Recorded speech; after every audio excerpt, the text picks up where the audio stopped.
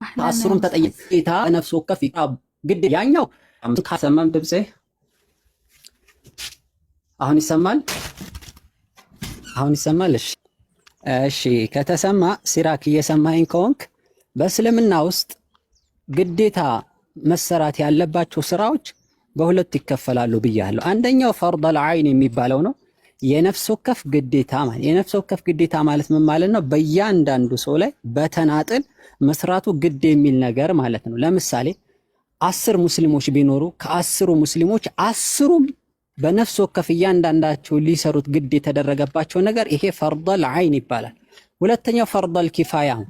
ፈርደል ኪፋያ ማለት ከፊሉ ከሰራው ግዴታነቱ ከፊሉ ላይ የሚቀር ግዴታ ማለት ነው። ለምሳሌ 10 ሙስሊሞች ቢኖሩ ከ10ሩ 5ቱ ከፈጸሙት ከቀሪው 5ቱ ላይ ግዴታነቱ የሚቀር ነገር ግን 10ሩም ሳይሰሩት ቢቀሩ ደግሞ 10ሩም የሚጠየቁበት ነገር ይሄ ፈርደል ኪፋያ ይባላል። ግልጽ ነው። ምጽዋትን በተመለከተ አንተ ያነሳው ለምሳሌ አንድ ሰው ከአጠገቡ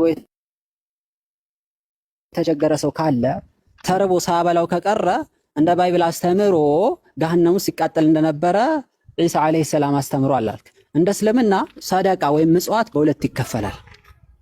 አንደኛው ሰደቃ ግዴታ ዋጅብ የሆነው በእያንዳንዱ ሰዎች ላይ ግዴታ የሚሆነው ሲሆን እሱም ዘካ ነው። ዘካ በራሱ ከአቅም ጋር የተያዘ ግዴታነቱ ከአቅም ጋር የተያዘ ነው።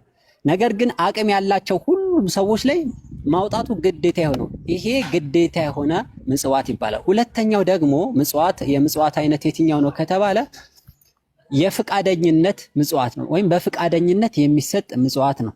አላህም ሱብሓነሁ ወተዓላ በቁርአን ውስጥ ድሆችን እንድናበላ እንድናለብስ፣ የታረዙትን ደግሞ እንድናለብስ፣ ጫማ የሌላቸውን ጫማ እንዲጫሙ እንድናደርግ አዞናል። ይሄ በፈቃደኝነት ላይ የተመሰረተ ምጽዋት ነው ማለት ነው። ስለዚህ ግዴታ የሚባለው ምጽዋት የትኛው ነው? ዘካ የሚባለው ምጽዋት ነው። እሱም ደግሞ ግዴታ የሚሆነው በእያንዳንዱ ሰው ላይ አቅም ባላቸው ሰዎች ላይ ነው። አቅም ከሌለው ላ ዩከሊፉ ላሁ ነፍሰን ኢላ ውስዐሃ፣ አላህ ነፍስን ከአቅሟ በላይ አያስገድዳትም። ነገር ግን ከግዴታ ምጽዋት ውጪ ያለውን ምጽዋት መስጠት በአንድ ሙስሊም ላይ የሚገባው ነገር ነው። ምክንያቱም ነቢዩ ዓለይሂ ሰላቱ ወሰላም ለእኛ አችን ሞዴል ጠብታችን ሰደቃ እንዲሰጥ አዘዙ፣ ለድሆች እንዲከፋፍ። ከዛን ወጣ እያወራህ ከሆነ አትሰማም ብለው ሲመ ነገር አለ ተተለም አጥንት ነች ወይም ደግሞ ኔትወርክ እያስቸገረኝ ነው። አቡኪ አላሁ አክበር ከቢራ ኡስታዝ ወሒድም መጥቷል። ላ ኢላሃ ኢላላህ አፍወን አላየሁም። ሳውራኔ እንትና ላይ ምን የሚመልሱት ሌላ ነው። ምንም የሚገናኝ ነገር እርሶ ያሉ ያሉት ዘካ መስጠት ነው ግዴታ፣ ሌላኛው የፈቃደኝነት የሚሰጠው ነው እንጂ ግዴታ አይደለም ብለዋል። ስለዚህ አንድ ሰው በበሩ ላይ ተኝቶ ቢጠይቀው ለማኝ ቢጠይቀው ራሱ ባይሰጥም ግዴታው አይደለም እያሉ ነው ያሉት። በዚህ መሰረት ነው እንግዲህ የመለሱ ያሉት። ስለዚህ በእስልምና ችግር ላይ ኖረው ይችላል ነው፣ እንደዛ ነው እንግዲህ። በእኛ ግን ያው ችግር አለው። ሰላም አለይኩም ወራህመቱላሂ ወበረካቱ ያ ጀማ። ወአለይኩም ሰላም ወራህመቱላሂ ወበረካቱ። ኡስታዝ እንዴት ናችሁ? ሰላም ናችሁ? አልሐምዱሊላህ ማሻአላህ። ሲራክ ሰላም ብያለሁ። እንዴት ነህ?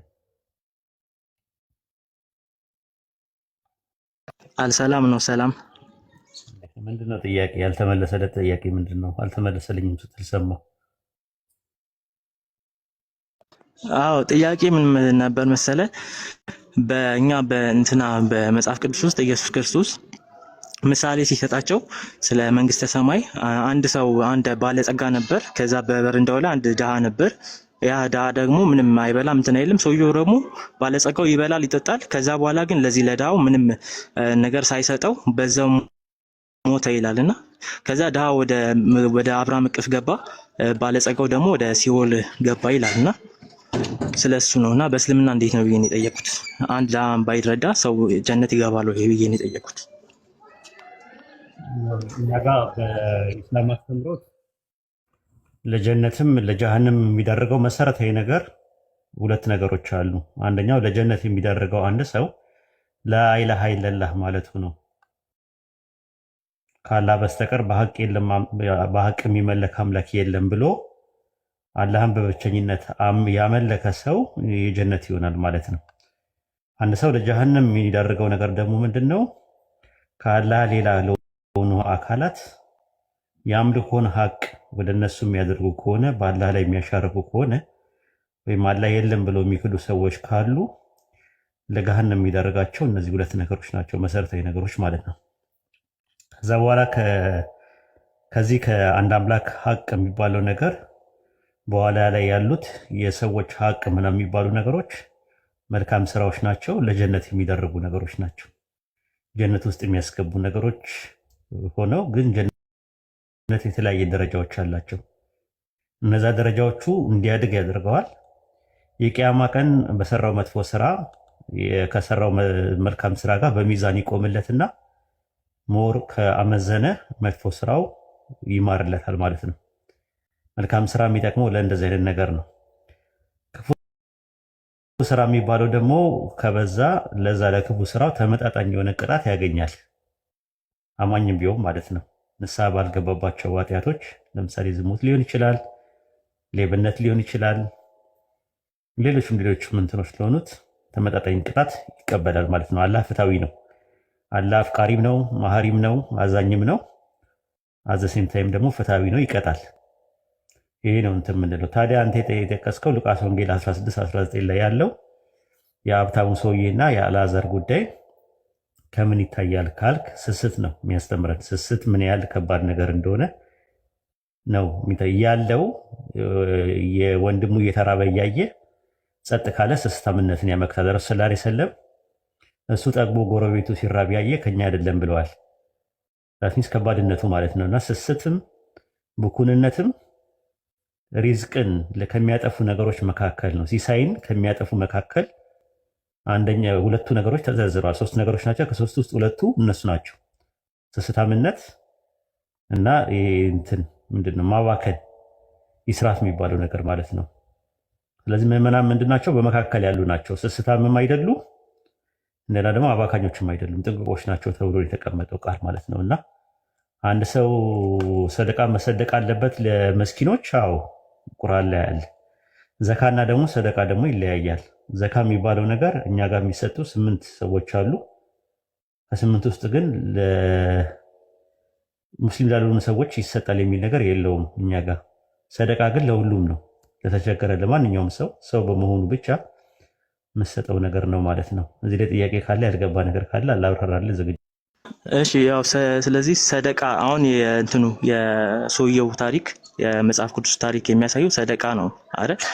ለሰውየው ሰደቃ መስጠት እንዳለበት ማድረግ እንዳለበት ነው የሚያሳየው ነው አይደል? መጀመሪያ አልሰጠን ነው ማለት ስላልሰጠን ትሄዷል። ሲቀጣ ታየዋለህ።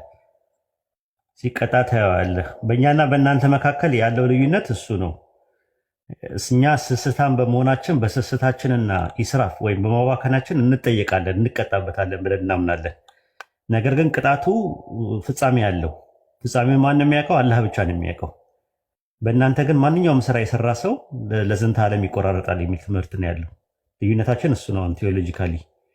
እንደውም አንዳንድ ፕሮቴስታንቶች ጋር እንደኛ አይነት ተመሳሳይ ነገር አይቼባቸዋለሁ ስንወያይ። አይ ዝሙትን ቢሰራ ምንም ቢሰራ ይቀጣል እንጂ እንትን አይደለም። ለምን ባይበል ላይ ሞት የሚገባው ኃጢአት አለ፣ ሞት የማይገባው ኃጢአት አለ ብሎ ለሁለት ከፍሎታል። ሞት የሚገባው ኃጢአትና ሞት የማይገባው ኃጢአት ምንድን ነው ሲራኪ? ሞት የሚገባው ኃጢአትና ሞት የማይገባው የትኛው ነው? ያው ሞት የሚገባው ኃጢአት ዝሙት መስራት ምናምን፣ አሁን እነዚህ ሞት የሚገባ ኃጢአት ናቸው ብዬ ነው የማምነው እኔ። ሞት የማይገባው ደግሞ ማስረጃ ስጠኝ። ሞት የሚገባው ኃጢአት የሚባለው ክህደት ነው እኔ ባይብል ላይ እንዳየሁት ከሆነ። አንተ ግን ሞት የሚገባው ኃጢአት በአዲስ ኪዳን ውስጥ እንትን ነው ብለኸኛል። ማስረጃ ስጠኝ። አዎ እሱን ያልኩ ከምን አንጻር መሰለህ? እንትን የሚለው ላይ አመንዝራ ሰው ምንድነው የሚሰርቅ ሰው እንደዚህ አይነት ነገሮችን የሚያደርግ ሰው የእግዚአብሔር መንግስት አይወርስም ይላል። የእግዚአብሔር መንግስት ካልወረሰ ደግሞ ይሞታል ማለት ነው፣ ይቀጣል ማለት ለዘላለም ይቀጣል ነው። በዛ እንትን ሴንስ ነው። ያንተን ግን በተገኝ ብታስታውሰኝ ደስ ይለኛል። ሞት የሚገባው ኃጢአትና ያልሆነው ማለት ነው። ልንገርህ፣ አንደኛ ዮሐንስ መልእክት ምዕራፍ 5 ቁጥር 16 ላይ ምንድነው የሚለው? በነገራችን ላይ ይሰማል፣ በደንብ ይሰማል። ይሰማል። በደንብ ይሰማል። ኦኬ። አንደኛ ዮሐንስ መልእክት ምዕራፍ 5 ቁጥር 17 ላይ አመፃ ሁሉ ኃጢአት ነው፣ ሞት የማይገባው ኃጢአት አለ ይላል። ማንም ወንድሙ ሞት የማይገባውን ኃጢአት ሲያደርግ ቢያዩ ይለምን፣ ሞት የማይገባው ኃጢአት ላደረጉት ሕይወትን ይሰጣልና አለ። ሞት የሚገባው ኃጢአት አለ። ስለዚህ ደግሞ እንዲጠይቅ አይደለም አለ። ሞት የሚገባው ኃጢአትና ሞት የማይገባው ኃጢአት ተብሎ ለሁለት ነው የተከፈለው። ሞት የሚገባው ኃጢአት የትኛው ነው ካልን ዮሐንስ ወንጌል ምዕራፍ 8 ቁጥር 24 ላይ እንግዲህ በኃጢአታችሁ ትሞታላችሁ አልኳችሁ፣ እኔ እንደሆንኩኝ ባታምኑ በኃጢአታችሁ ትሞታላችኋል። አለማመን ነው የሚያስሞተው። የሚያስሞት ኃጢአት ይሄኛው ነው። ዮሐንስ ወንጌል ምዕራፍ 8 ቁጥር 51 ላይም እውነት እውነት እላችኋለሁ ቃሌን የሚጠብቅ ቢኖር ለዘላለም ሞትን አያይም አለ። ራዕይ ዮሐንስ ምዕራፍ 2 ቁጥር 11 ላይም ድል ለነሳው በሁለተኛው ሞት አይጎዳም ይላል። ብዙ ቦታ እንደዚህ አይነት እንትኖች አሉ። እኔ መጥቼ ባልነገርኳችሁ ኖሮ ኃጢአት ባልሆነባችሁ ነበር። አሁን ግን ለኃጢአታችሁ ምክንያት የላቸውም አለ። ስለዚህ እየተናገረ ያለው ያ ሁለተኛ ሞት ሊያስሞት የሚችለው ሞት የሚገባው ኃጢአት የሚባለው ማቴዎስ 12:31 ላይ ስለዚህ ይላቸዋለሁ ኃጢአትና ስድብ ሁሉ ለሰዎች ይሰረይላቸዋል አለ። ነገር ግን መንፈስ ቅዱስ ለሰደበ አይሰረይለትም አለ። ጋር የሚያቆራረጠው የክህደት የሚባለው ሞት ብቻ ነው። ከዛ ውጭ ያሉት እነ ዝሙት እነ ምናምን የሚባሉት ለሰዎች ይሰረይላቸዋል አለ። ተቀጥተው ቅጣታቸውን ሲጨርሱ ማለት ነው። ዕብራውያን 6:4 ላይም እንደዛ ነው የሚናገረው። ስለዚህ ከዚህ አንጻር ብታየው ጥሩ ነው። ቅጣት ለጊዜው ነው ተብሎ ነው የተቀመጠው፣ ለአማኞች የሚቀጡት ቅጣት። እሱን ታውቀዋለህ? አማኞች የሚቀጡት ቅጣት ለጊዜው የሆነ ቅጣት አለ። እንደዛ ተብሎ የተቀመጠ አለ። ዕብራውያን ምዕራፍ 12 ላይ ስትመለከተው ማለት ነው። ምዕራፍ 12 ስትመለከተው ምን ይላል መሰለህ? ዕብራውያን ምዕራፍ 12 እሺ ቁጥር እሺ 5 ላይ እንግዲህ እንደ ልጆች ከእናንተ ጋር የጌታን ቅጣት አታቅልል፣ በሚገስጽ ጊዜ አትድከም፣ ጌታ የሚወደውን ይቀጣልና የሚቀበለውን ሁሉ ይገርፈዋል ብሎ የሚናገረው ምክር ረስተናል። ልክ አንተ ስታጠፋ ትገረፍ የለ ወላጅ ይገርፍ የለ ልክ እንደዛ ብሎ ያስቀምጥና ለመቀጣት ታገሱ፣ እግዚአብሔር እንደ ልጆች ያደርጋቸዋልና አባቱ የማይቀጣው ልጅ ማን ነው ይላል። ነገር ግን የቅጣት ተካፋዮች ሆናችኋል። ያለ ቅጣት ብትኖሩ ዲቃላዎች እንጂ ልጆች አይደላችሁም። ከዚህ በላይ ይቀጡን የሥጋ አባቶች ነበሩ፣ እናፍርባቸው ነበር አለ። እርሱ መልካም ሆኖ እንደታያቸው ለጥቂት ጊዜ ይቀጡን ነበርና እርሱ ደግሞ ወይም አምላክ ደግሞ ከቅድስናው እንድንካፈል ለጥቅማችን ይቀጣላልና ቅጣት ሁሉ ለጊዜው የሚያሳዝን እንጂ ደስ የሚያሰኝ አይመስልም፣ ዳሩ ግን በኋላ ላይ ለለመዱት የሰላም ፍሬ የጽድቅ ፍሬ ያፈራላቸዋል። እነማንን ነው የሚቀጣው? ሲራኪ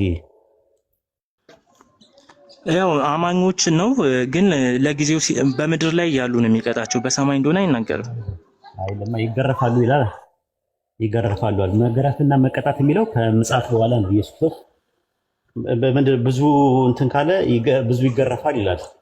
ጥቂት እንትን ያለ ደግሞ ጥቂት ይገረፋል የሚልም ነገር አለ። እሱንም ከፈለክ ልሰጥ እችላለሁ። እንቆይ ያው ሉቃስ 12 ላይ ስትመለከተው ቁጥር 47 ላይ የጌታውን ፈቃድ አውቆ ያልተዘጋጀ እንደ ፈቃዱ ያላደረገ ያ ባሪያ እጅግ ይገረፋል፣ ያላወቀ ግን መገረፍ የሚገባውን ያደረገው ጥቂት ይገረፋል ያለ ይናገራል። ይሄ ያው መቼ ነው? ራሱ የፍርድ ቀን ውስጥ ነው የሚያሳየው ጥቅሱ። ስለዚህ ከቅድስናው እንድንካፈል ይገረፋል፣ ይቀጣል የሚለው ነገር ከዛ አንጻር ነው። ኤኒዌይ እንደዚህ አይነት ትምህርት አለም ልፈልጌ ነው።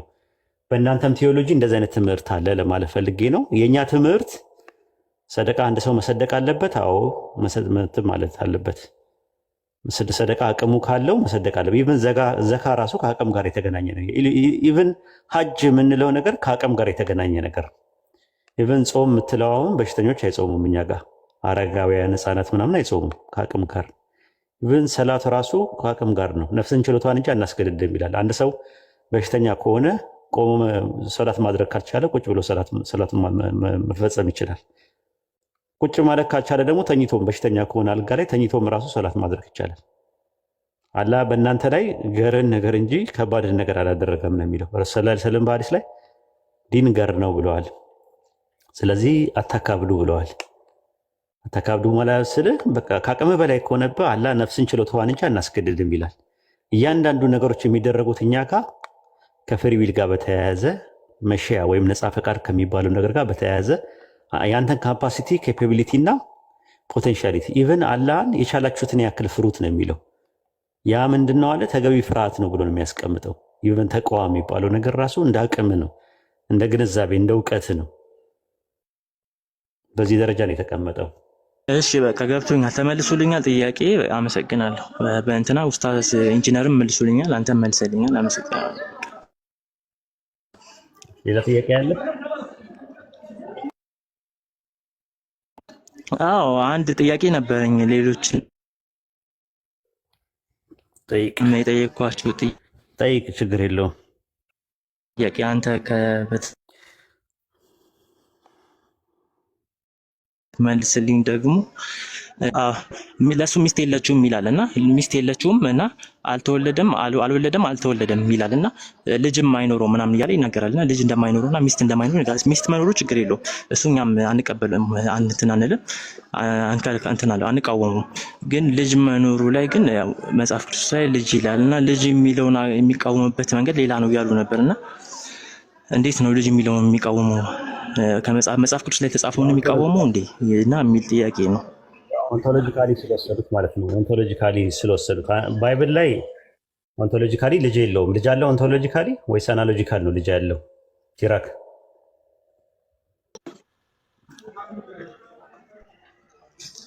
ወደዛ ነው፣ ወደ አናሎጂካሊ ነው። አናሎጂካል አዳም የእግዚአብሔር ልጅ ተብለዋል። 3:38 ላይ ልጅ የሚለውን አናሎጂካል ነው የተቀመጠው፣ ኦንቶሎጂካሊ አልነበረም። ኢዮብ 38:7 ላይ መላእክትም የእግዚአብሔር ልጆች ተብለዋል። ስለዚህ ልጅ የሚለው ነገር ከአምላክ የሚገኝ ማለት ነው። ራሱ ዘፍጥረት 4:1 ላይ ወንድ ልጅን ከአምላክ አግኝቻለሁና ስሙ ቃይል ይባላል ይችላል። ከአምላክ የሚገኘው ምንድነው? ወንድ ልጅ ነው። ኢሳይያስ 7:14 ላይ እነሆ ድንግል ጸንሳለች ወንድ ልጅም ትወልዳለች ነው የሚለው። ሉቃስ 1:31 ላይም እነሆ ትጸንሻለሽ ወንድ ልጅም ትወልጃለሽ ነው የሚላት። ስሙንም ኢየሱስ ትይዋለሽ፣ እርሱም የልዑል ልጅ ይባላል። ጌታ አምላክም የአባቱን የዳዊትን ዙፋን ይሰጠዋል። ይህ እንዴት ሊሆን ይችላል? ወንድ አላውቅም ስትለው መንፈስ ቅዱስ በአንቺ ላይ ይመጣል፣ የልዑል ኃይል ይጸልሻል። ስለዚህ አለ ከአንቺ የሚወለደው ቅዱስ የአምላክ ልጅ ይባላል አላት። ኦንቶሎጂካሊ ሳይሆን ፈንክሽናል ሆኖ ነው የሚያመለክተው። ለምን? ጽንሱ ምኑ ፍጡር ነው፣ ፈጣሪ ደግሞ እንትን ነው። ዮሐንስ 4:24 ላይ መንፈስ ነው፣ ረቂቅና ምጡቅ ነው፣ መለኮት ነው፣ ግዙፍ አይደለም፣ ረቂቅ ነው። መለኮት የሚዳስስ የሚጨበጥ አይደለም። ስለዚህ መለኮትን ወለደ የሚለው ትምህርት ነው ቁርአን እየተቃወመ ያለው። በኒቅያ ጉባኤ ላይ በ325 ከአምላክ አምላክ ተገኘ የሚል ትምህርት፣ አምላክ አምላክን ወለደ የሚለው ትምህርት ከመጣ በኋላ በሱረቱ ካፍ ምዕራፍ 18 ቁጥር 4 እና 5 ላይ እነዚያ ልጅ ወልዷል ያሉትን ሊያስጠነቅቅ ቁርአንን አወረደው ይላል። ስለዚህ አንተ እንደምትመለከተው ኦንቶሎጂካሊ ልጅ አለው? አይ ኦንቶሎጂካሊ የለውም፣ ኦንቶሎጂካሊ የለውም። ግን ቁርአን ሲናገር ግን ልጅ የለውም የሚል ብቻ ነው ያለው እንጂ ኦንቶሎጂካሊ ምናምን ብሎ አሁን አንተ አልከው እንጂ አብራራ እናንተ ትልጣላችሁ እንጂ እሱ ኦንቶሎጂካሊ ምናምን የሚል አይልም። የሊድ ወደሚውለድ እያለ አልወለደም አልተወለደም እያለ አልወለደም ካለ እኮ ማለት ልጅ የለውም የሚለውን የሚቃወሙ እንዳልወለደ። እኛ ደግሞ አሁን እኛ ራሱ ቅዱሳን እንደተወለዱ ይናገር የለ ከባሮቹ እንደዛ ደግሞ ኦንቶሎጂካሊ መሆኑን ላሳይህ። ከባሮቹ ለእርሱ ቁራጭ ልጅን አደረጉለት ነው የሚለው ቁርአን አይደለ? ከባሮቹ ለእርሱ ቁራጭ ልጅን አደረጉለት ይላል። ላሳይህ ጥቅሱ ማለት ነው። ቁራጭ ልጅን፣ ቁራጭ ማለት ኦንቶሎጂካል ነው። ቁራጭ ታውቃለህ? ኦንቶሎጂካል ቁራጭ ልጅን አደረጉለት ይላል ሱረቱ ዙሩፍ ምዕራፍ 43 ላይ ማለት ነው። ከባሮቹ ቁራጭ ልጅን አደረጉለት ለእርሱ። ይሄ ተገቢ አይደለም ብሎ ነው አላህ የሚናገረው። ከባሮቹ ለእርሱ ቁራጭ፣ ሱረቱ ዙሩፍ ምዕራፍ 43 ቁጥር 15 ላይ ከባሮቹ ለእርሱ ቁራጭ ልጅን አደረጉለት። ሰው በእርግጥ ግልጽ ከሃዲ ነው ይላል። ቁራጭ ኦንቶሎጂካል። ይኸው ሲራክዬ ግልጽ አይደለም ይሄ የአሁኑ ጥቅስ ሲራክዬ? እሺ አዎ እንደዛ ከሆነ ከሱ ከአምላክ አምላክ ተገኝቷል የሚለውን የሚቃወም ከሆነ በቃ እንደዛ ከሆነማ ችግር የለም። ከባሮቹ ለእርሱ ቁራጭን ልጅ አደረጉለት። ቁራጭን ኦንቶሎጂካል ባህሪ ገብቷል። የባህሪ ልጅ ማለት የአምላክ ክፋይ ነው ቁራጭ።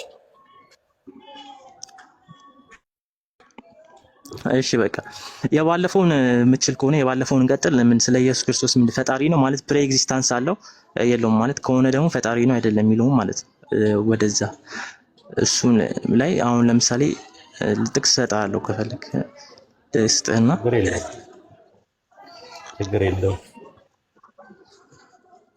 እሺ ዕብራውያን ምዕራፍ 1 ቁጥር 12 አካባቢ ላይ ስለ መጀመሪያ ቀደም ብሎ ከ10 ነው ምናምን የሚጀምር ከ8 አይደለም የሚጀምር 8 ላይ ስለ ልጁ ግን አምላክ ሆይ ዙፋንህ እስከ ዘላለም ድረስ ጸንቶ ይኖራል እያለ ይናገራል ይላል። ያው ስለ ኢየሱስ ክርስቶስ ዳዊት የተናገረው ትንቢት ደብል ፕሮፌሲ የሚባለው ነው እና ከዛ ስለ ልጁ እንደዛ ይላልና ስለ የሚለው ደግሞ ስለ ኢየሱስ ክርስቶስ ነው አይደል? አንዴ ጠብቀኝ። ማውራት ትችላለህ። መጥቻለሁ። እሺ እና ዕብራውያን ምዕራፍ 1 ቁጥር 8 ላይ ስለ ልጁ ግን አምላክ ሆይ ዙፋንህ እስከ ዘላለም ይኖራል እያለ ይሄ ስለ ኢየሱስ ክርስቶስ አምላክነት የሚናገር ጥቅስ ነው እና ደብል ፕሮፌሲ ስለሆነ ስለዚህ ከዛ በኋላ እንተ ምድር መሰረተ ሰማዮችም የእጆች ስራ ናቸው እያለ ይናገራል እና ስለዚህ ሰማያት የእጆቹ ስራ ከሆኑ ኢየሱስ ክርስቶስ ፈጣሪ አይደለም እንዴት ይባላል? ጥሩ ጥያቄ ነው የጠየቀው። ዕብራውያን ጸሐፊ ዋናው የመጣበት ዓላማና ኢላማ ኢየሱስ ክርስቶስ መልአክ እንዳልሆነ ለማሳየት ነው። ከመላእክት መካከል ምድብ እንደሌለው ለማመልከት ነው የሚናገረው። ስለ መላእክት መዝሙረኛው ላይ መዝሙረ ዳዊት ምዕራፍ 104 ቁጥር 4 ላይ መላእክቱ መናፍስት አገልጋዮቹን የእሳት ነበልባል የሚያደርግ ይላል። ዕብራውያን 1:7 ላይ ስለ መላእክትን መናፍስት አገልጋዮቹን የእሳት ነበልባል የሚያደርግ አለ። ሰራፍ ማለት ታውቃቸዋለህ፣ የሚቀጣጠል ማለት ነው። የሰራፍ ብዙ ቁጥር ደግሞ ሰራፊም ነው። የሱራፌል የምንለው በአማርኛ ማለት ነውና መላእክትን መናፍስት ሲሆኑ አገልጋዮቹ ሱራፌል የእሳት ነበልባሎች ናቸው። ኢየሱስ ግን ከዳዊት ዘር የተገኘ ስለሆነ መንፈስና የእሳት ነበልባል መልአክ አይደለም። ይህንን ነው እየሞገተ ያለው። ከዛ በኋላ የቆሬ ልጆች ስለ መዘምራን አለቃ ስለ ንጉሥ ሰለሞን የተናገሩበትን መዝሙረ ዳዊት ምዕራፍ 45 ቁጥር 6 ላይ ያለውን ያመጣል። አምላክ ሆይ ዙፋንህ ለዘላለም ነው፣ የመንግስት በትር የቅነት በትር ነው የሚለውን ያመጣል ማለት ነው። የመዘምራን አለቃ ምዕራፍ 4 ቁጥር 1 ላይ ታገኘዋለህ። ምዕራፍ 45 ቁጥር 1 ላይ ታገኘዋለህ። የዕብራውያን ጸሐፊ ከመዝሙረ ዳዊት 45:6 ላይ ጠቅሶ ዕብራውያን 1:8 ላይ ስለ ልጁ ግን አለ። ቅድም ስለ መላእክት ነው። አሁን ደግሞ ስለ ልጁ ግን አምላክ ሆይ ዙፋንህ ለዘላለም ድረስ ይኖራል፣ የመንግስት በትር የቅነት በትር ነው፣ ጽድቅን ወደድክ አመፃን ጠላ፣ ስለዚህ እግዚአብሔር አምላክህ ከባልንጀሮች ይልቅ በደስታ ዘይት ቀባ አለ። ጥቅሱ የተወሰደው ከመዝሙረ ዳዊት ምዕራፍ 45 ቁጥር 6 እና 7 ላይ ነው። ካለ በኋላ ነው ካ የሚል አለ። እናም ይድና ደግሞ ይድና ሌላ መስተጻምር ያመጣል ማለት ነው። የዕብራውያን ጸሐፊ ታስታውስ እንደሆነ ዕብራውያን 10:30 ላይ በቀል የኔ ነው እኔ ብድራትን እመልሳለሁ ያለው እናውቃለን። ደግሞም ጌታ በሕዝቡ ላይ ይፈርዳል። ስለ ሁለት አካላት ነው የሚያወራው። በቀል የኔ ነው ያለው አምላክ ነው። ጌታ በሕዝቡ ላይ ይፈርዳል ያለው ሙሴ ነው። ሁለተኛውን ለመለየት ደግሞ የሚል ቃል አምጥቷል። ይህን ከተረዳን ዕብራውያን ምዕራፍ 1 ቁጥር 10 ላይ ያለው እየተናገረ ያለው ጌታ ሆይ አንተ ከጥንት ምድርን መሰረትክ፣ ሰማያት የእጆች ስራ ናቸው በሚለው አንቀጽ ውስጥ ጌታ ሆይ የሚለው ማንን ነው ስንል ጌታ የሚለው ቃል ወይም ኩሪዮስ የሚለው ቃል ዮድሄ ቫቭሄ የሚለውን ተክቶ የመጣ ነው። ዕብራውያን 1:13 ላይ እዛው ላይ ብትመለከተው ነገር ግን ከመላእክት ጌታ ጌታዬን ጠላቶቼ የእግር መረገጫ ድረስ በቀኝ የተቀመጣለሁ ከቶ ለማን ነው አለ። ጌታዬ የሚለው አዶኒ የሚለው የሚጠቀመው ለኢየሱስ ክርስቶስ ሲሆን ዮድሄ ቫቭሄ የሚለውን ተክቶ የመጣው ደግሞ ያህዌን ነው የሚያመለክተው፣ አብን ነው የሚያመለክተው። ስለዚህ ጌታዊ አንተ ከጥንት ምድር መሰረት ከሚለው ጌታ የሚለው ኩሪዮስ ብሎ ተክቶ ያመጡት ዮድሄ ቫቭሄ የሚባለው ነው። ያህዌ አብን ነው የሚያመለክተው። ያህዌ መሲሁን ጠላቶቼ የእግር መረገጫ እስካደረስ በቀኝ የተቀመጣለሁ ይላል። ይህንን ነው እያሳየ ያለው ማለት መዝሙረ ዳዊት ምዕራፍ 90 ምንድነው ምዕራፍ ይቅርታ ዕብራውያን 1:10 ከመዝሙረ ዳዊት ምዕራፍ 102 ቁጥር 24 ነው የሚጠቅሰው። እኔ አልኩኝ አምላኬ በዘመኔ እኩሌታ አትውሰደኝ፣ ዓመቶቹ ለልጆች ናቸው። አንተ ያህዌ ከጥንት ምድር መሰረትክ፣ ሰማያት የእጆች ስራ ናቸው ይላል። ማን ነው ይህንን ሰማይና ምድርን የፈጠረው ማን ነው ስንል ኢሳይያስ 45:12 ላይ እኔ ምድርን ሰርቻለሁ ሰውንም በእርሷ ላይ ፈጥሬያለሁ፣ እኔ በእጆቼ ሰማያትን ዘርግቻለሁ አለ። እኔ እያለ የሚያወራው አንድ አምላክ ያህዌ ነው። ኢሳይያስ 51:13 ላይ፣ ኢሳይያስ 51:16 ላይ፣ ኢሳይያስ 44:24 ላይ እኔ ያህዌ ነኝ እያለ ነው የሚናገረው። ይህንን ካየን ዘንዳ እዛው ላይ አውቶማቲካሊ እየተናገረ ያለው ስለ አብ ነው እየተናገረ ያለው። ዕብራውያን 2:6 ላይ ግባማ አንዴ። ይሄ በቃ የሚገርም ጥቅስ ነው። ይህ ጥቅስ ከተረዳው ዕብራውያን 1:10 ላይ ትፈተዋል ስለማን እንደሚያወራ። ዕብራውያን 2:10 ላይ ግባ። ያው እኔ መውጣት ስለማልችል አንተ እሺ አንድ ሰው ይግባ። እኔ ያለው ኡስታዝ ወቅፈት አሁን በደንብ ተከታተለኝ።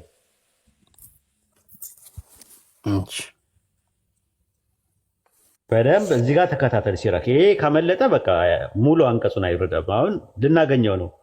አንተ ከጥንት ምድርን መሰረት ሰማያት የእጆች ስራ ናቸው የተባለው አካል ማን እንደሆነ ሊነግረን ነው። እዚህ ጋር ምን ይላል መሰለ? ነገር ግን አንዱ በአንዱ ስፍራ ታስበው ዘንድ ሰው ምንድን ነው? ትጎበኘው ዘንድ የሰው ልጅ ምንድን ነው አለ። ማንን ነው በሁለተኛ መደብ እያናገረ ያለው? መዝሙረኛው። ታስበው ዘንድ ሰው ምንድን ነው? ትጎበኘው ዘንድ የሰው ልጅ ምንድን ነው የሚለው ማንን ነው? ሲራክ አለ። ሲራክ ሚዩትን አንሳ። ሲራክ ማለት ጸሐፊ ደራሲ ማለት ነው። የለም እንግዲህ እስኪመጣ እንጠብቀው። አይ እንትን ቪዲዮ ስለተከፈተ ኔትወርክ ስለሚያስቸግረው እንትን ብሎት ነው። እሺ ተመለስ። ድምጽ ልናነብለት እንችላለን። ሲራክ የለ ታፕታፕ አድርጉ። 100 ሺህ እንሙላው እስኪ። 270 ምናምን ልጆች አለነ። ታፕታፕ እናድርግ። ሰላሙ አለይኩም ወራህመቱላሂ ወበረካቱ። ወአለይኩም አሰላም ወራህመቱላሂ ወበረካቱ። ሲራክ እንግዲህ ወጥተህ ዋና ፖይንት ላይ ወርዷል። ምናልባት ተመልሶ ከመጣ እንጠብቀው። ሰማለሁ። እኔ እኮ አወራለሁ። መቼ ነው የወጣሁት? ሰማለሁ። አዎ ይሰማል ኡስታዝ። ኦኬ ልጁን ኮሜንቱን ክፈቱለትና ልጁ አንዳንድ እንዲያሳይ ንገሩት። ሲራክ አንዳንድ አሳየን። የለም ኡስታዝ እና ዕብራውያን 2:6 ላይ መልሶ አለ። ታስበው ዘንድ ሰው ምንድን ነው? ትጎበኘው ዘንድ ከሰው ልጅ ምንድን ነው?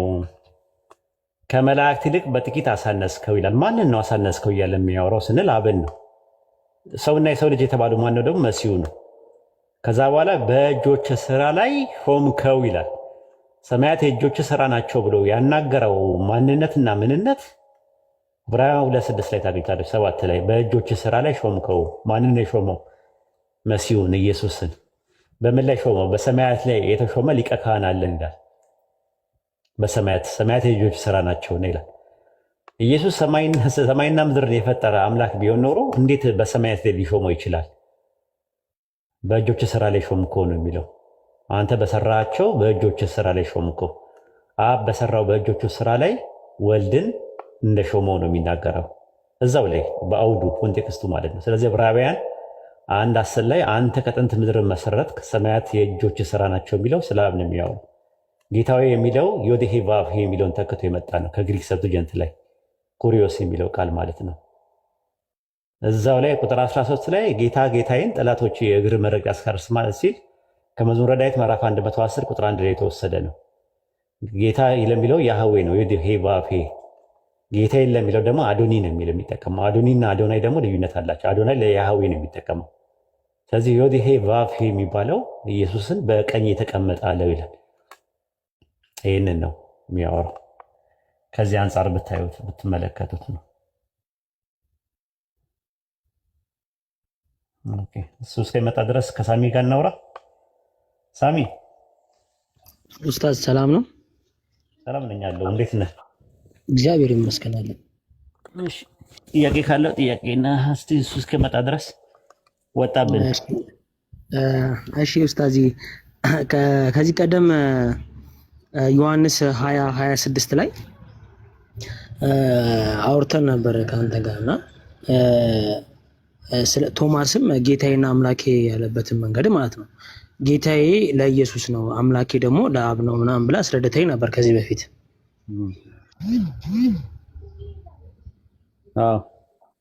በሻርፕ ህግ ማለት ነው።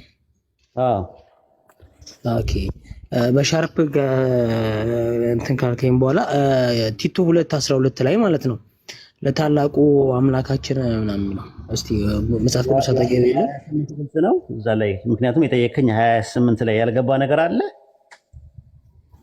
ያልገባኝ ነገር አለ።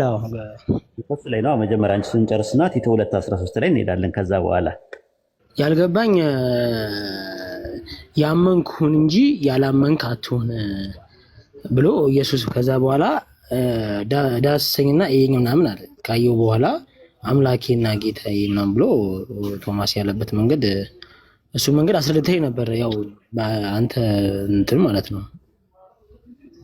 ማለት አሁን ምን አለ ጌታዬና አምላኬ ብሎ መለሰለት ነው የሚለው አይደለ?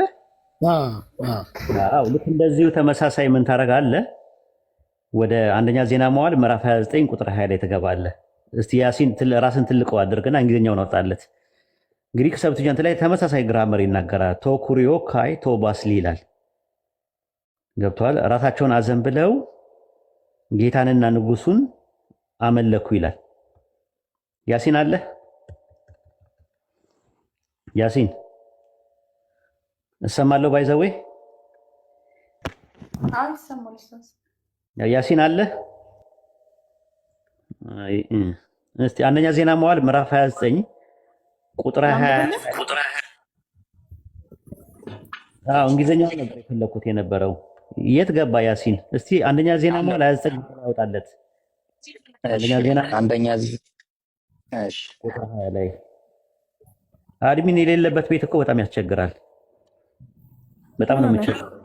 አላለን ኡስታዝ አለን ሳይሆን በቃ ኮሜንቱን ክፈቱ፣ የለም አከፍቱም፣ አስገቡ፣ የለም ራሳችሁ ታስገባላችሁ።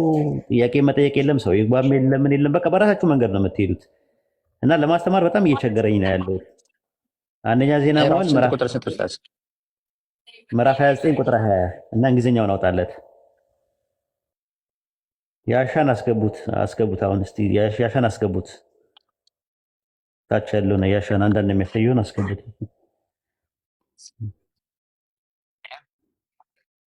እሺ አየው እዚህ ጋር ግን አንደኛ ዜና መዋዕል ምዕራፍ 29 ቁጥር 20 ነው ያልኩ። ታያል? አሁን አየው? ሳሚ አየው? አዎ ኡስታዝ ምን ይላል? they bow go and fell prostrate before the Lord and the king ይላል። አየው? ተሳስተሃል። ያመጣኸው ከምን ላይ ነው ያመጣኸው? ኪንግደም ቨርሽን ባይብል ላይ ያምጣ። ኪንግደም ቨርሽን ባይብል ላይ ያምጣ።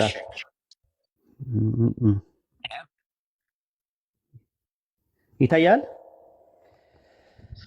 ራሳቸውንም አዘንብለው worshiped the Lord and the king ይላል። ምን ማለት ነው ትርጉሙ? አምልኮ ለንጉሱ አይደለም፣ ጌታንና ንጉሱን አመለኩ ይላል። ጌታ የተባለው ማን ነው? ንጉስ የተባለው ማን ነው? ኦኬ ጌታ የተባለው ኢየሱስ ነው። ኧረ አንደኛ ዜና መዋዕል እኮ ነው 29 20 ላይ ነው የምናወራው። ጌታ የተባለው ያህዌ ነው። ንጉስ የተባለው ንጉስ ዳዊት ነው። ኮሜንታሪ ተመለከት የትም ቦታ ግን በአንድ ላይ ነው የመጣው። ራሱ አመለኩ ነው የሚለው። ቶማስ መለሰለት ነው የሚለው። አስበው፣ ጌታዬና አምላኬ የተባለው ሁለት አካል ነው። ተመሳሳይ ነው ግሪክ ግራመሩ። ቶኩሪዮ ካይቶ ባስሊ ነው የሚለው። ገብተዋል? ራሳቸውን አዘንብለው ጌታንና ንጉሱን አመለኩ ነው የሚለው። ይሄው እዚህ ጋር ይታያል። ራሳቸውን አዘንብለው ለእግዚአብሔርና ለንጉሱ ሰገዱ ነው የሚለው። እግዚአብሔር የተባለው ያህዌ ነው። ንጉሱ የተባለው ንጉስ ዳዊት ነው። ነገር ግን ግራማቲካሊ ዮሐንስ ወንጌል 28 ላይ ተመሳሳይ ነው። ስለዚህ እግዚአብሔር ሎርድ ተብሏል እንዴ? ታዲያ ሎርድ የሚለው እኮ እንግሊዝኛው ነው። ኩሪዮስ የሚለው ስለ አብ ነው የሚያወራው። ዮዴሄ ባብሄ በሚለው ፋንታ ማለት ነው አይደለ? መሊክና ዮዴሄ ባብሄ ማለት ነው። መሊክ የተባለው ማን ነው? ንጉሱ ዳዊት ነው። ይሄ ባስሊስ የሚባለው ማለት ነው በግሪክ ሰብትጀንት ባስሊ። ቶኩሪዮ ካይቶ ባስሊ ይላል። ምን አደረጉ? ፕሮስኩኒዮ ይላል። ፕሮስኩኒዮ ማለት ሰገዱ ወይም ወርሺፕ አደረጉ ይላል። ራሳቸውን አዘንብለው ለጌታና ለንጉሱ ሰገዱ። በሌላ አባባል በቀላል ግራማቲካሊ ነው ያመጣውልህ። አይ ሁለቱንም ለአብ ይሰራል ካልክ ደግሞ አንድ ኤግዛምፕሎችን ልስጥ። ኦርቶዶክስ ነህ ፕሮቴስታንት ነህ? እኔ ወንጌል አማኝ ነኝ፣ ፕሮቴስታንት። ኢሳያስ 45 ታወጣለት። ኢሳያስ 45 ላይ አሁን ላንተ አሁን ከእንትን ላወጣልህ ነበረ፣ ከኩፋሌ ላወጣልህ ነበረ። ኩፋሌ ስለማትቀበል ኢሳያስ 45:14 ላይ ግባ። ያሲን ምን ይላል መሰለኝ? ኢሳያስ ጥቅሱን ያዘው። በቃ ያሲን አልተመቸውም መሰለኝ። ዛሬስ አልተመቸውም ትላለህ ሳይኮሎጂካሊ። ከዛ ብቅ ይላል። አሁን አልተመቻቸውም በቃ ምናምን ስትላቸው ብቅ ይላሉ። ኢሳያስ 45:14 ላይ ያህዌ እንዲህ ይላል፣ የግብፅ ድካምና የኢትዮጵያ ቁመተ ረጃጅሞች የሳባ ሰዎች ወደ አንተ ያልፋሉ አለ። ስለ እስራኤል ሕዝብ ነው የሚናገረው። ለአንተም ይሆናሉ፣ እጃቸውን ታስረው ይከተሉዋል፣ በፊትም ያልፋሉ፣ ለአንተም እየሰገዱ አለ። ለእስራኤል ማለት ነው፣ ለእስራኤል ሕዝብ። በእውነት አምላክ በአንተ አለ፣ ከእርሱ ሌላ አምላክ የለም ብለው ይለምኑሃል። በእውነት አምላክ በአንተ አለ፣ በአንተ በእስራኤል ውስጥ አለ ማለት ነው ብለው ይለምኑሃል ይልና የእስራኤል አምላክ መድኃኒት ሆይ በእውነት አንተ ራስን የምትሰውር አምላክ ነህ ይላል። ስለማን ነው የሚያወራው? ሳሚሻ ወይ ኡስታዚ መድኃኒት ሆነው እንግዲህ መድኃኒት የሆነው አሁን ነው። አይ አውዱ የሚያወራው የእስራኤል አምላክ ሲል ስለ ፈጣሪ ነው የሚያወራው አይደለ? ግን ከላይ ግን እያወራ ያለው ስለማን ነው? ማንን ነው ፊት ለፊት አድርገው ወደ አንተ? ኧረ አይደለም። ከላይ ድድገምልህ። ያህዌ እንዲህ ይላል፣ የግብፅ ድካምና የኢትዮጵያ ንግድ ቁመተ ረጃጅም የሳባ ሰዎች ወደ አንተ ያልፋሉ አለ። ማን ነው ባዩ? ባዩ ማን ነው? ሳሚሻ ሚዩትን አንሳ። ወይ ኡስታዚ ባዩ ማን ነው? የኢሳያስ ጸሐፊ ነው የሚለው መሰለኝ።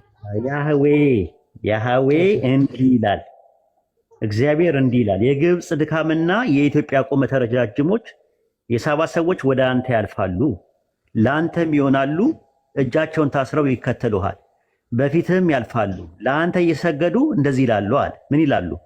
በእውነት እግዚአብሔር በአንተ አለ፣ በእስራኤል ውስጥ ማለት ነው፣ ከእርሱ ሌላ አምላክ የለም ብለው ይለምኑሃል አንተን። ከዛ ካለ በኋላ የእስራኤል አምላክ መድኃኒት ሆይ በእውነት አንተ ራስን የምትሰውር አምላክ ነህ። መተው ሰዎቹ ዳይሬክት የሚያደርጉት እያናገረው ያሉት የእስራኤልን ሕዝብ እያናገሩ አዘሴም ታይም ደግሞ አምላክን ሲጠይቁ ታያለ። ምን ብለው? የእስራኤል አምላክ መድኃኒት ሆይ በእውነት አንተ ራስን የምትሰውር አምላክ ነህ ብለው ይላሉ ይላል። ስለዚህ ቶማስ ኢየሱስን እያናገረ ጌታዬና አምላኬ ብሎ አብን ሊያናግር ይችላል። በዚህ ግራመር ማለት ነው ከሄድን ኩፋሌ 19:11 ላይም ተመሳሳይ እንደዛ ነው የሚናገረው። አንተ አትቀበለውም፣ ግን ለኢንፎርሜሽን ያክል ለመረጃ ያክል ይኖር ማስረጃ ባይኖርም መጽሐፈ ኩፋሌ ምዕራፍ 19 ቁጥር 11 እና 12 ላይ ምን ይላል? ያን ጊዜ መንፈስ ቅዱስ ወርዶ በአንደበቷ አናገራት። በማ ላይ? በርብቃ ላይ። ሁለት እጆቿንም በያዕቆብ ራስ ላይ አኖረች። ከዛ ምን አለች? የእውነት ጌታ ዓለማትን የፈጠር ከአንተ የተመሰገንክ ነህ አለችው ይላል። ማንን ነው ያለችው? ልጇን ነው። በልጇ አናት ላይ አድርጋ ማለት ነው። ከዛ ከሰው ልጆች ሁሉ ለይቶ አንተ የተባረክ ልጅ ሆይ እውነተኛ ስራን ይስጥ፣ ለልጅህም እውነትን ነገር ይግለጥልህ፣ በሕይወት ሳለ ልጆችህ ያብዛልህ፣ በዓመቱ ውስጥ ቁጥር 12 ይሁኑልህ ብላ መረቀችው ይላል። ግን ስታወራ የፈጠርክ ብላ ነው ያስቀመጠች። መጽሐፈ ኩፋሌ ምዕራፍ 19 ቁጥር 11 ኩፋሌ ምዕራፍ ስንት ቁጥር? ምዕራፍ 19 ቁጥር 11 እና 13 ምዕራፍ 19 ቁጥር 11 እና 12 እሺ ያየው 11 ነው። ከ11 ነው ያልኩህ አንተ 12 ጋር ነው ያለው። 11 ያን ጊዜ አለ መንፈስ ቅዱስ ወርዶ በአንደበቷ አናገራት ርብቃን፣ ሁለት እጆቿንም በያዕቆብ ራስ ላይ ያኖረች። የእውነት ጌታ ዓለማትን የፈጠርክ አንተ የተመሰገንክ ነህ፣ ከሰው ልጆች ሁሉ ለይቶ አንተን ይባርክ፣ የተባረክ ልጅ ሆይ እውነተኛ ስራ ይስጥ፣ ለልጅህም እውነትን ነገር ይግለጥለት፣ በሕይወት ሳለም ልጆች ያብዛለ፣ በዓመቱ ወር ቁጥር 12 ይሁኑ፣ ልጆቻቸው ይብዙ፣ ከሰማይ ከዋክብት ይልቅ ብዙ ይቁጠራቸው፣ ከባሕር አሸዋ ይልቅ ለአብርሃም ይሰጣት ዘንድ ከአብርሃም በኋላ ለዘመኑ ለልጆች ይሰጣት ዘንድ አንተን የተናገረ ያቺ የተወለደችው ሀገር ይስጣቸው እያለ ይናገራል። አሁን መጠየቅ ትችላለህ ሳሚ። ይቅርታ ወሳዚ ያወራክ ጣልቃ ተሰልቀኝ። አይ ቶሞስ ለአብብ ሊሆን ይችላል ጌታ ያልከው እንዴ? ጌታዬና አምላኬ ብሎ በአንድ ጥቅስ የሚፈቱትም ሰዎች አሉ። ለምሳሌ ጌታዬና አምላኬ ተብሎ ለአብ አገልግሎት ላይ የዋለበት ብሉይ ኪዳን ላይ ጠቅሰሃል አለ። እሱን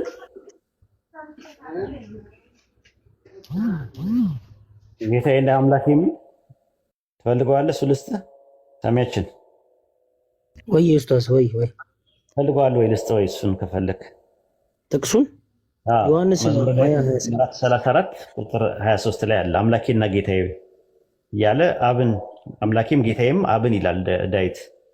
ስለዚህ የቶማስም ጌታዬና አምላኬ አብን ሊል ይችላል ከፈለክ ማለት ነው። አይ ግራንፊል ሻፕሩ የሚባል ነገር ህግ የሚባል ነገር አንቀበልም ብሎ አንድ ሰው ካለ በዚህ መልኩ መረዳት ይችላል። ለራሱ ኢንዲኬት የሚያደርገው እንትን ማለት ነው።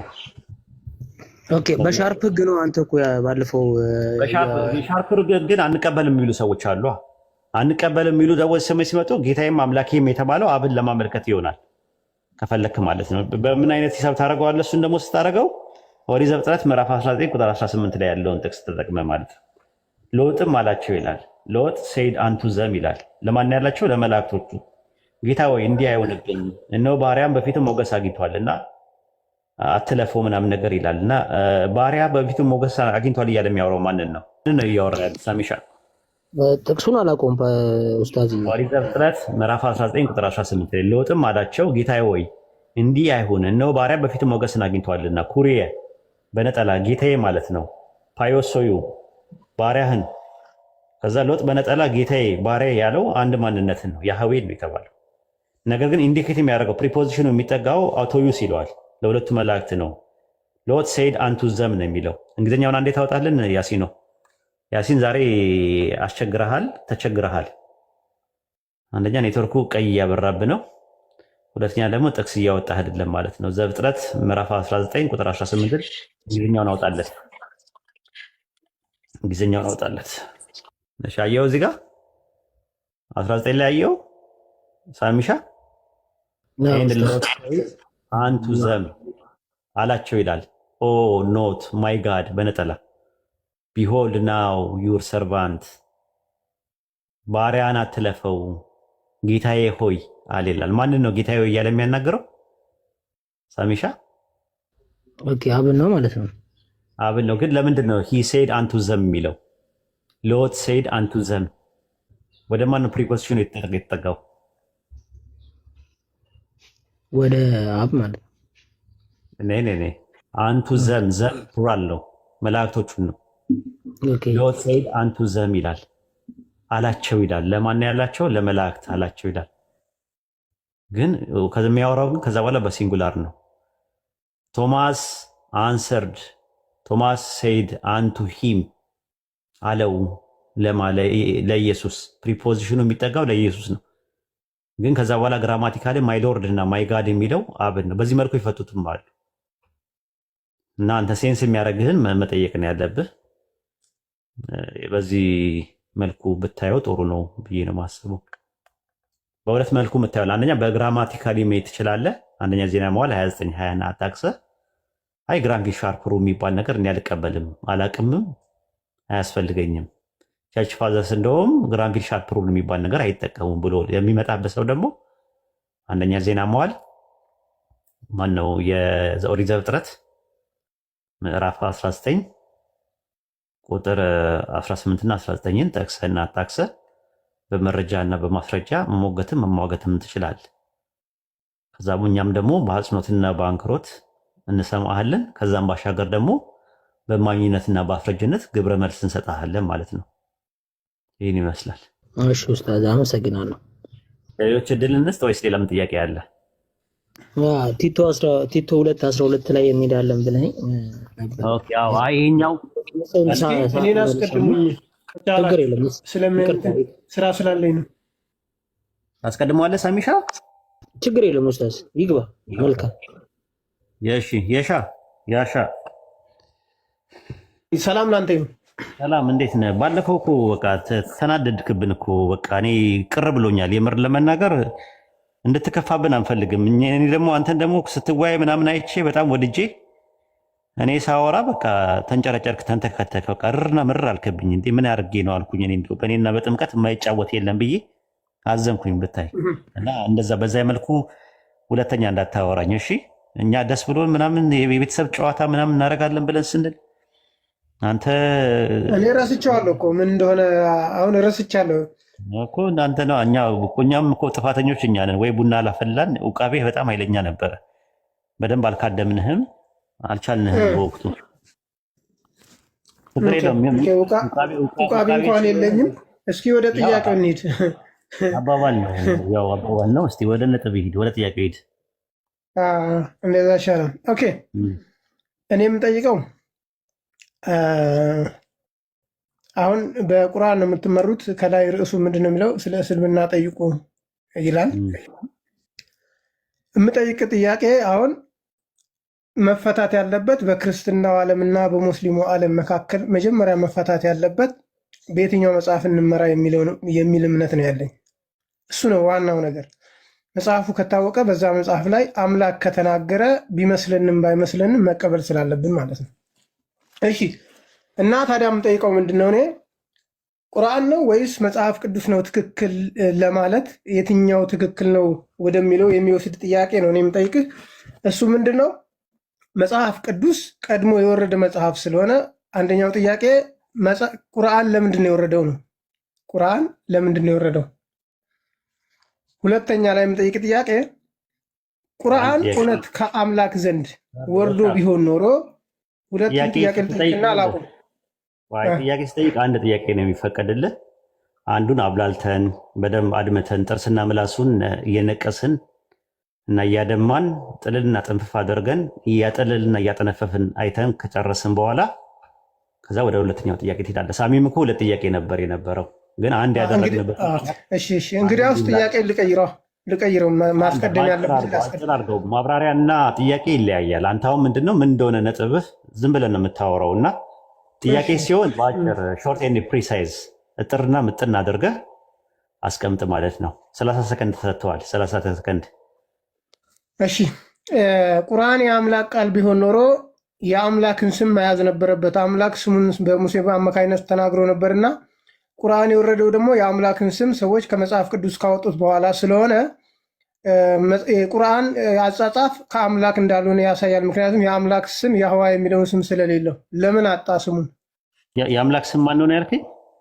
ያህዋ። ማስረጃ ስጠኝ እስቲ። ቅድም እኮ ስታሳይ ነበር። ስትሮንግ ነምበሩን ግባና ይኸው ነው። አይ አሳየኝ ነው የምልህ እኮ አውጣና አሳየኝ ያልኩህ። የውሃ የሚል ነገር ነው ያላነበብኩህ። እሺ አሳየኝ። ይሄንን ሳነበብከው ከስር ጽፌልሃለሁ። ታዲያ የጻፍከው ጽፌልሃለሁ። ያሻ የሚለው ዮድሄ ቫቭ ሄ ነው የሚለው። ዮድሄ ቫቭ ሄ ነው የሚለው። ምንም የተገለጸ በዛው መልስልኝ። ይሄን ስም ለምን አልያዘም እኮ? አሁን የጠየቁ ጥያቄ ዮድሄ ቫቭ ሄ ነው የሚለው ተነባቢ ፊደል ነው። ገባኝ። ይሄን ስም እኛንን እንደዛ ምንለው ባለፈው ነው። አሁን ተመለሰ የመጣ የማትመልሰው ነገር ሲመጣብህ እኮ ነው የሚከብድህ። ይሄን ስም ለምን ቁርአን አልያዘም ነው ያለው? ቁርአን ላይ አለ፣ 3 ቦታ ላይ አለ። ግድ የለም እሱን አሁን ተረጋግተህ መጀመሪያ ስሜት አያትሁን። የማትመልሰው እኮ መጀመሪያ ያልከውን ነው። የውሃ ብለህ ያልክበትን ተነባቢ ፊደል ነው ያለው። አናባቢ ፊደሉን ከየት አመጣኸው? ቶ በቃ ይሄን የጠየቅኩ መልስልኝ። ይሄን ስም ይዟል ነው ታወራ። ይኸውልህ በስርዓት አውራ። እኔ መልሱን ሰጥህ ነበረ። በስርዓት ካላወራ ለሌላ ሰው እድል እሰጣለሁ። ሁለተኛም ደግሞ የምታጭበረብር ከሆነ ቶ ይኸውልህ ስሜታዊ ነው እየሆንክ ያለኸው። ጥያቄው ከብደዋል ማለት ነው። ትክክለኛ ነው። ማባበል ነገር እንድታውቀው ነው። ቆይ አስገቢ። አታስወጡ። ለምን ታስወጣላችሁ እናንተ? ማን አስወጣላችሁ? ና ግባ። ና ተመለስ። ስሜታዊ አትሁን። እድሉን እሰጥሃለሁ እኔ። ና ግባ፣ ተመለስ። ና ግባ፣ ተመለስ። ስሜታዊ አትሁን። ዊርድ የሆነና ሃርሽ የሆኑ ቃላቶችን አትጠቀም። እሺ ጋር ስሜታዊ አትሁን። በአንዴ አለ። ና ግባ። ይሰማል? አሁን ልወጣ ነው። አልቻልኩም። ከፕሮቴስታንትና ከካቶሊክ አንጻር እንጂ ጥያቄ መመለስ የምትችለው ከኔ አንጻር አትችልም። ስለዚህ እወጣለሁ። ለምን አትረጋጋም? አንተ ነህ እኮ መረጋጋት ያቃተህ። አትችልም። ከሌሎች ጋር መወያየት በለመደ መልኩ ነው። እኔ በዛ መንገድ አይደለም ያለሁት። እኔ በአምላክ ቃል መንገድ ነው ያለሁት። ላስረዳ እኮ ነበረ እኮ ከቁርአንም ላሳይ ነበር፣ ከሀዲስም ላሳይ ነበር። አትውጣ እና ይኸው አድሚኖች ጥዬ ነው መውጣው። ከዚህ በኋላ አልመጣም። አሲያ ቤትሽ አልመጣም። ሁለተኛ አታስወጡ። እኔ አስወጡ እስካላልኩ ድረስ አታስወጡ ሰው ኡስታዝ ራሱን የወጣው አሁን ራሱን የወጣው ና ግባ፣ ና ተመለስ። ለቅሶ እንድትቀመጥ ነው ማድረግ። ና ና ና ና ና ተመለስ። አታውሩዱ፣ እናንተ አታውሩዱ። እኔ አውሩዱት እስካላልኳችሁ ድረስ አታውሩዱት። ማወቅ አለበት ራሱን። ራስን የወጣው አንዳንድ አሳይ። ለምን ስሜታዊ እንደምትሆን አይገባኝም። ሁል ጊዜ እኮ ነው እንደዚህ የምትሆነው። ቶሎ ትናደዳለህ። ምክንያቱም እንትኑ ከግራውንድ ነው የምጀምረው። የውሃ አልክ፣ የውሃ የሚባል ነገር አለ ወይ በዕብራይስጡ አልኩ። ዮዴሄ ባብሄ ነው የሚለው። አናባቢውን ከየት አመጣኸው ነው ጥያቄ ነበር። ከዛ ወደ ቁርአን ላሳይ ነበረ። ኦኬ በቃ ወጥተሃል ማለት ነው። በጣም ስሜታዊ ነው የሚሆነው። አሁን እንግዲህ ለሁለተኛ ጊዜ ነው እንደዚህ የምትሆነው። በቃ ድሎ የለም እኛ ቤት ውስጥ ከዚህ በኋላ ማለት ነው። እንዳይለመደ ኢንሻአላህ አላህ ካለ አንድ ድል እንሰጣለን። መቼም ሂዳያ ባለ እጅ ነው። እንደዚህ አይነት ሰዎች አንድ ቀን አናቅም። የማን ልብ ሸካራ ነው የማን ልብ ለስላሳ ነው የሚለውን አናቅም። አላህ ነው የሚያውቀው። ኢንሻአላህ አንድ ድል እንሰጠዋለን። ከዛ በኋላ ግን እንደዚህ ተመሳሳይ ከሆነ ሁሌ በቃ ድሎ የለውም ማለት ነው። አይገባም ማለት ነው። ቀጥ ሳሚ ይቅርታ እንግዲህ ለተፈጠረው የቴክኒክ ስህተት። ኧረ ችግር የለም ኡስታዝ። ያው ሰዎች አንዳንድ ስሜት ይሆናሉ። ያው አይ ላስረዳው ነበር ከስር ጀምሮ ትልለው ነበረ። ለማንኛውም መልሱ ልስጠው ለህዝቡ ልስጣቸውና እንትን ላይ ዘጸአት 3:15 ላይ ዮዴሄ ቫቭሄ ነው የሚለው። ዮዴሄ ቫቭሄ የሚለው ቃል ተነባቢ ፊደል ነው። አናባቢ ፊደሉ ምንም አይታወቅም። ባይሆን ያህ የሚለው መዝሙረ ዳዊት ምዕራፍ 68 ቁጥር 4 ላይ ያ ስሙ ያህ ነው ይላል። ያህ ማለት በቁርአን ውስጥ ኤልያህ ተብሎ መጥቷል። ራሱ ልክ ኢልያስ ተብሎ ማለት ነው። በሱረቱ ሷፋት ምዕራፍ 37 ቁጥር 123 ላይ እንደዛ ነው። ኢልያስ ከመልእክተኞቹ ነበር ይላል። እና ያስ የሚለው ነገር ያህ የሚለውን አብሪቬሽን ለማመልከት ይመጣል በቁርአን። በሱረቱ መርየም ምዕራፍ 19 ቁጥር 2 ላይ ዘከሪያ ይለዋል። ራሱ ዘከሪያ ማለት ያህ ማለት የያህዌ አብሪቬሽን ነው። ዘከሪ ማለት ማስታወስ ነው። ያህን ማስታወስ ማለት ነው። ስለዚህ ቴትራግራማተኑ በአብሪቬሽን በምህጻረ ቃል ደረጃ መጥቷል እኛ ጋር ማለት ነው። ኢሳይያስ 42:8 ላይ እኔ ዮድሄ ቫቭሄ ነኝ ስሜ ይህ ነው ይላል። ኤርምያስ ምዕራፍ 44 ቁጥር 26 ላይ ደግሞ ታላቁ ስሜ ነው ይላል ዮድሄ ቫቭሄ። ታዲያ እንደዛ ከሆነ ቁርአን ላይ ያለ ወይ ነው የእሱ ጥያቄ የነበረው። ረሱል ሰለላሁ ዐለይሂ ወሰለም በሐዲስ ላይ ያላ ታላቁ ስም በእርሱ በተማጸኑበት ጊዜ የሚቀበልበት ነው። ይህ በሶስት ሱራዎች በበቀራ በአሊ ኢምራን እና በጣ ውስጥ ይገኛል ብለው ነገሩን። ከዛ ዑለማዎች እስቲንባጥ ሲያደርጉት እንደው በመርሳት የሚመጡ ነገሮች መልካም ሰራዎችን ማሰራቸው ናቸው። ስለዚህ ዛጋ ሱረቱ ለሙሐመድ ማን ሱረቱ ፈት ምዕራፍ 47 ላይ የማን ነው ሱረቱ ሙሐመድ የሚያስለኛ ምዕራፍ 47 ላይ ያለው ለስህተት ይቅርታ ጠይቅ የሚለው ነገር ስህተት ነው። ስለ ስህተት ነው የሚያወራው። ልክ ነው፣ ሊሳሳቱ ይችላሉ ሰዎች ናቸውና ነቢያት። ከዚህ አንጻር ይኸው። ኦኬ ኡስታዝ አመሰግናለሁ። ምንም አይደለም። ሲራክሻ ሲራክ አቤት የዋሽታውን ከበኝ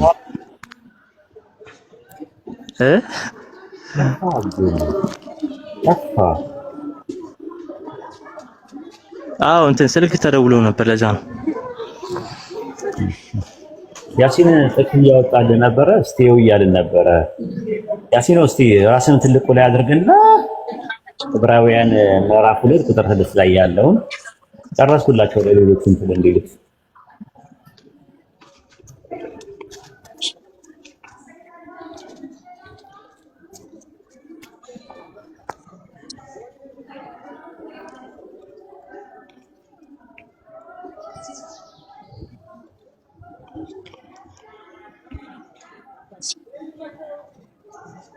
ሲራካችን ዕብራውያን ምዕራፍ 2 ቁጥር 6 ላይ ይሄን ጥቅስ አየው። 2:6 ላይ አንዱ በአንዱ ስፍራ አለ።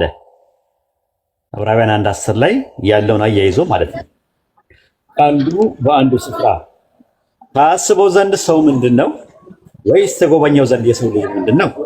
ከመላእክት ይልቅ በጥቂት አሳነስከው። እያወራ ያለው ማን ነው?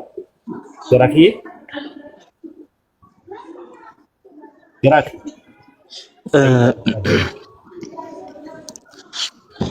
ያው ዳዊት ነው፣ ምናልባት ዳዊት ነው። ማንን ነው እያወራ ያለው? ከመላእክት ይልቅ በጥቂት አሳነስከው ብሎ በሁለተኛ መደብ እያናገረ ያለው ማንነትና ምንነት ማን ነው? አብ ነው እግዚአብሔርን ማለት ነው። አዎ ከመላእክት ይልቅ እጅግ አሳነስከው፣ የክብርና የምስጋናን ዘውድ ጫንክነ፣ በእጆች ስራ ላይ ሾምከው። በእጆች ስራ ላይ በእጆች ስራ እያለ የሚለው እጆች እያለ የሚለው ማንን ነው? ያው እጆች የሚለው አብን ነው። አዎ ስለዚህ እዛ ላይ 1:10 ላይ አንተ ከጥንት ምድርን መሰረት ሰማያት የእጆች ስራ ናቸው የሚለው ማንን ነው? ኢየሱስን ነው አይደለም። ኢየሱስንማ በእጆቹ ስራ ላይ ነው የሾመው። ሰማያት የእጆች ስራ ናቸው እያለ የሚያወራው በሁለተኛ መደብ እያወራ ያለው አንደኛ ጥቅሱ የተወሰደው ከምን ላይ ነው? ከምን ላይ ነው የተወሰደው? ይሄኛው ቅድም ስናወራ ከመዝሙረ ዳዊት ምዕራፍ 102 ላይ ነው። ዮድ ሄ ዋው ሄ ከዳዊት መዝሙረ ዳዊት ማለት ነው። ከዛ በኋላ ቁጥር 13 ላይ ያው 13 ላይ እዚህ ላይ ስታዩ ጌታ ጌታዬን ጠላ ከመላእክትስ አለ። እስቲ ቁጥር 13 ያሲን 13 ላይ ከመላእክትስ አለ ጠላቶቼ እግር መረገጥ እስካደረስ በቀኝ ተቀመጣለሁ ይላል። በቀኝ ተቀመጥ ባዩ ማን ነው? አብ ነው። አብ ማንን ነው ተቀመጠ ያለው በቀኝ? ኢየሱስን ልጁንም። እሱ ላይ ግን መዝሙረ ዳዊት ምዕራፍ 110 ቁጥር 1 ላይ ጌታ ጌታዬን ጠላቶቼ የእግር መረገጫ እስካደረስ በቀኝ ተቀመጣለሁ ይላል። ማን ለማን ነው ያለው? ጌታ የሚለው አብን ነው። ጌታዬን ያለው ስለዚህ አሁን ጌታ ለሚለው በመንፈስ ተረድቶ ነው። ጌታ የተባለው የገባው ቃል ዮዴሄ ቫቭሄ ነው። ስለዚህ 1:10 ላይም የገባው ዮዴሄ ቫቭሄ ነው። ዮዴሄ ቫቭሄ ከአብ ውጭ ሌላ አካል አይውልበትም። ጌታዬ ከጥንት ያህዌ ሆይ አንተ ከጥንት ምድር መሰረት ሰማያት የእጆች ስራ ናቸው ብሎ ስለ ያህዌ ነው የሚያወራው። በእጆች ስራ ላይ ምን አልከው ይላል? ሾምከው ይላል እና በሰማያት ላይ የሾመው ማንን? በሰማያት ላይ የሾመው ማንን ነው? ኢየሱስን ማለት ነው። አዎ ሊቀ ካህናት አድርጎ በሰማያት ላይ ሾመው ይላል። ስለዚህ በሰማያት ላይ የሚሾመው ሰማያት የራሱ የእጁ ስራ ከሆነ ለምን ይሾመዋል እሱ?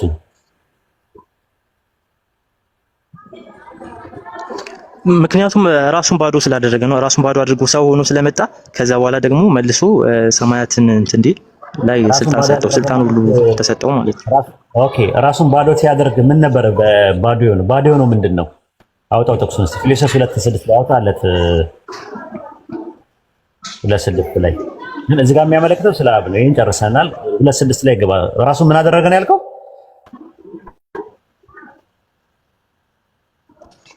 ባዶ አደረገ።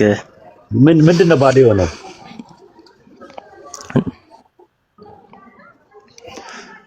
ራሱን ባዶ ማድረግ ማለት ሲባል ለምሳሌ ኃይል ነበረው፣ ኃይል የሌለው ሆነ። ብዙ ስልጣን ነበረው፣ የመፍጠር ራሱ አቅም ነበረው። ግን የመፍጠር የት ገባ?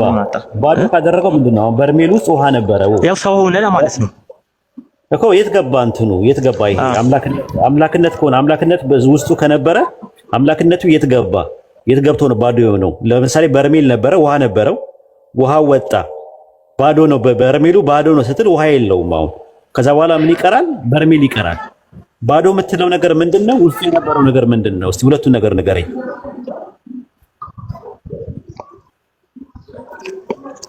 ባዶ ምልክ ማለት አንደኛ ስጋ መልበሱን የሚያሳይ ነው። ስጋ አሁን ስጋ ሲለብስ ራሱን ያ ስጋ ደግሞ ደካማ ስለሆነ እሱንም በዛው ልክ ደካማ ያደርገዋል ነው እኮ። ባዶ የሆነው ምንድነው? ራሱ ባዶ የሆነው ነገር አለ።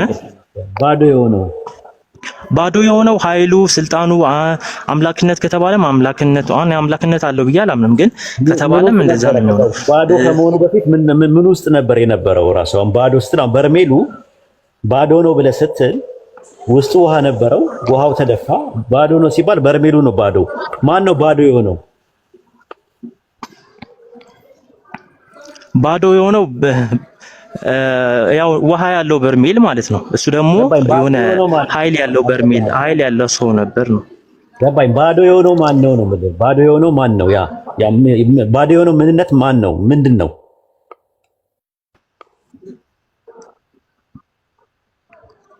ፈጣሪ ነበር። ፈጣሪ ነበር። ሁሉን ሰማያትን በእጆቹ የሰራ ነበር። ከዛ በኋላ ግን ምንም ማድረግ የማይችል ሰው ሆነ። ጥያቄው አልገባህም መሰለኝ ሲራክ፣ ኔትወርክ እያስቸገረ ነው መሰለኝ።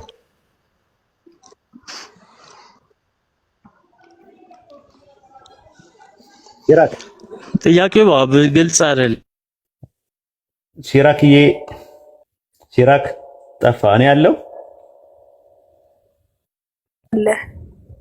ብዙም ግልጽ አይደል? ይሰማል አንተ እኮ ኔትወርክ እኮ ነው እያስቸገረ ያለው ኔትወርክ ነው ሲራክዬ። እኛው ምን ላድርግህ? እንዴ ብዬ ላስረዳህ ነበረ። ቅድምም ወጣ፣ አሁንም ቀይ እያበራብህ ነው። በቃ ኔትወርክን አስተካክለናና እንቀጥላለን። ዕብራውያን 1:10 ከፊልጵስዩስ 2:10 ጋር እንትላለን። ባዶ የሆነ የሚለው እኛ ያስቀመጥንበት የራሳችንን አስተምሮት አለ፣ ታየዋለህ ማለት ነው። ቀይ እያበራብህ ነው።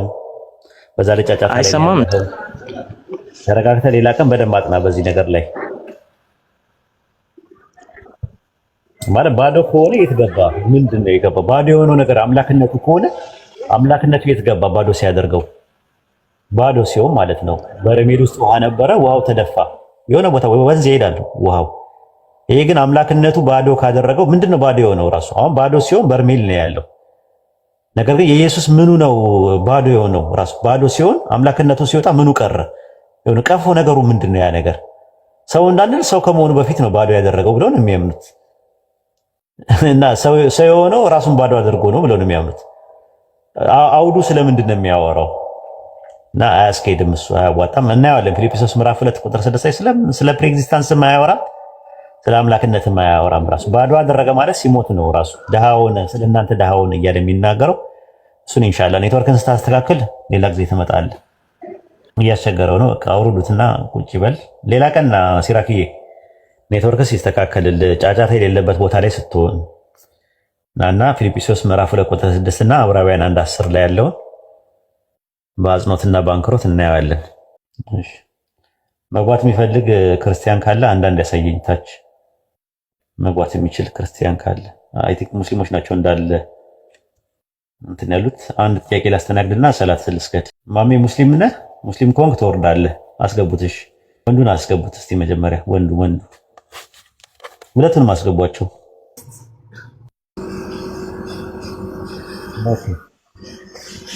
ወንዱ ሰላም ብያቸዋለሁ። ሰላም፣ እንዴት ነህ? አለን ሁሉ ሰላም፣ ሁሉ ሰላም ነው አለን። እንግዲህ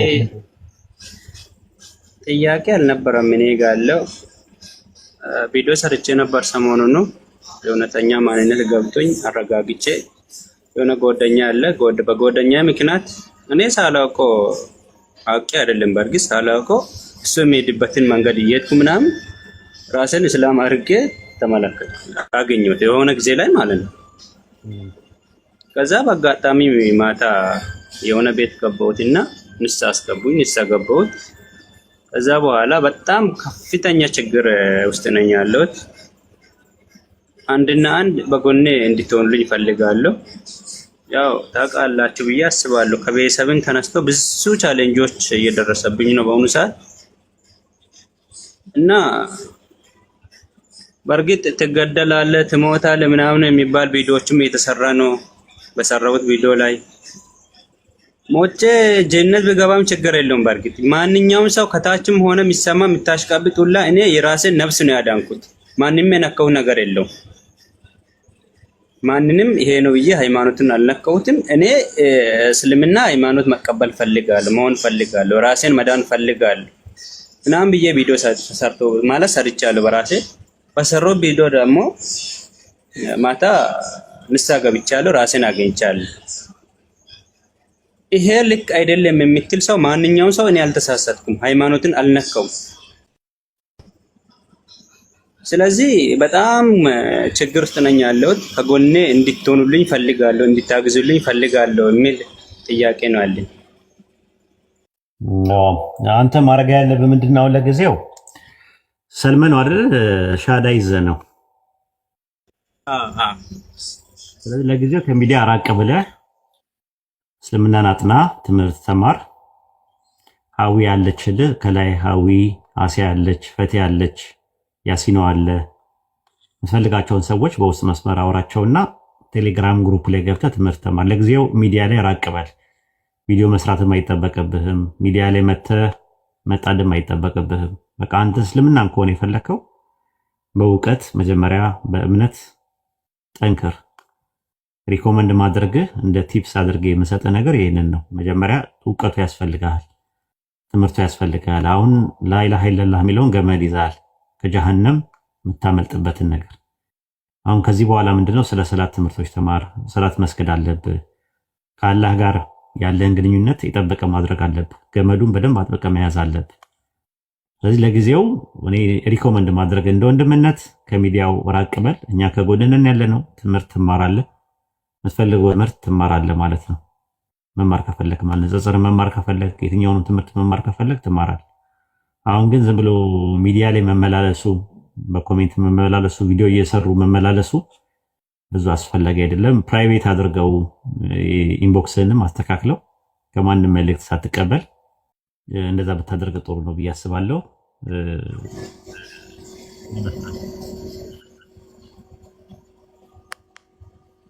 ችግር የለም። እሺ አንድ ልጅ ሊያወራ ይፈልጋል። ማን ነው? ሳውት ወደ ላውራው ይላል። አንድ ልጅ አለ። ቆይ ያወራ። ማን ነው? ሳውት አትውጣ ሳውት እስቲ አንዳንድ የሚያሳየውን አትውጣ።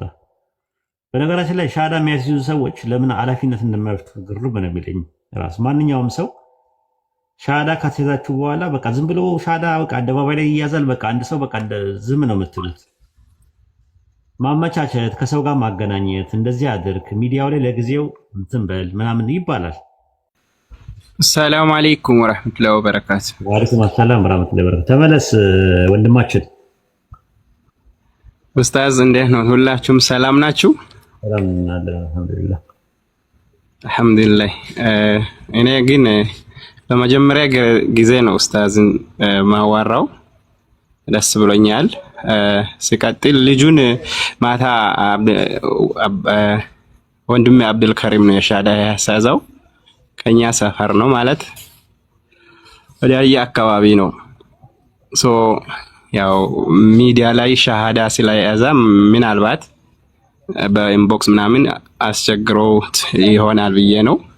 በቋንቋ ያው ማገዝ የሚያስፈልገውን ነገር የንጽጽሩንም እንዲማር ለመንገር ነበረ። ልጁ ወጣ።